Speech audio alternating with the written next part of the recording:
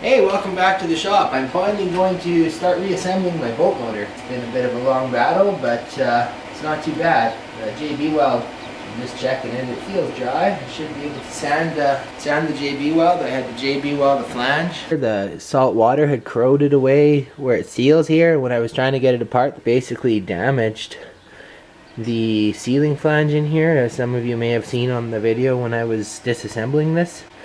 So I got her all built up with JB Weld, which is what I most often use for aluminum repair when it's just minor like that. So I'm going to sand it all flush and start putting this boat motor back together. Just using some 80 grit sandpaper on a sanding block, and make sure you put a rag in the hole where your seal and shaft go in, as you do not want any sanding residue down in your leg, lower leg.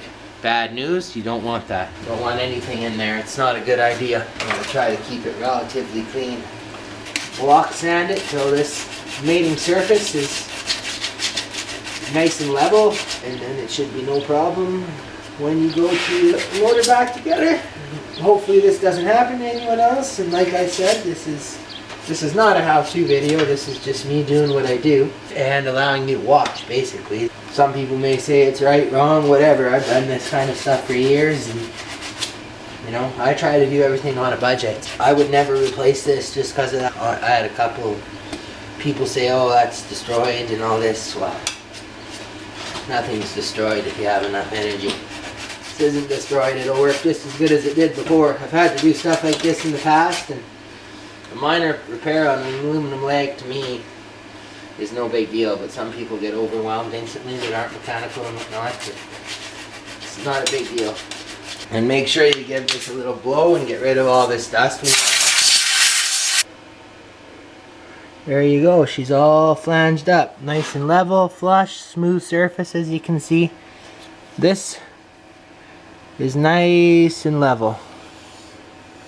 It's just like it was, except it's built up with JB Weld instead of aluminum, which dries very hard, and I've had very good luck with it. I might put a real thin line of silicone around this before I reassemble it.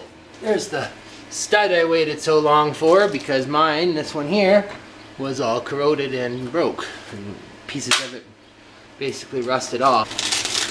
And then there's the oil seal that goes in the top of here. I had to order both of these items from the United States, believe it or not.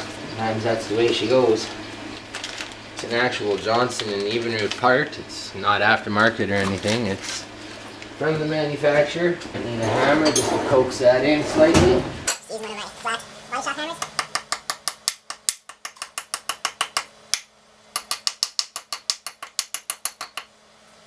Being very careful not to damage the seal, of course. I've got some parts of the new water pump just set on here. I've installed this seal.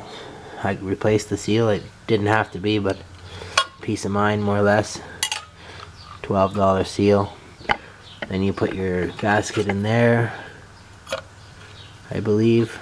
Like I said, this isn't a how-to video. I'm just showing you guys how I'm putting my boat motor together. I don't really know what I'm doing.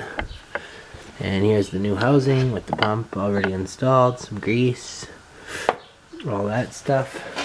There's the old impeller, kind of in rough condition. I'm glad I changed it. I just got the pump assembly and everything back on. I hope it's gonna hold. Like I said, I'm not a professional or anything, but it looks good. It's back together. I ended up having to JB weld this a little bit too, so I'll have to finish putting it together another day, because this has to dry for 24 hours.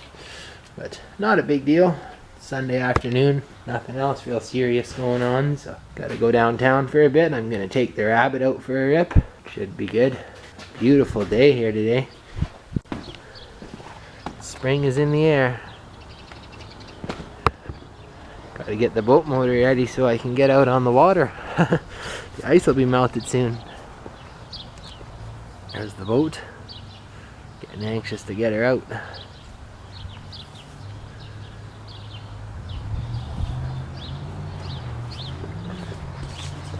Oh well. That's it. Peace out. Have a good day. Happy week back at work, and see y'all soon. Alright, the alternator that was in the back seat has a different plug on it.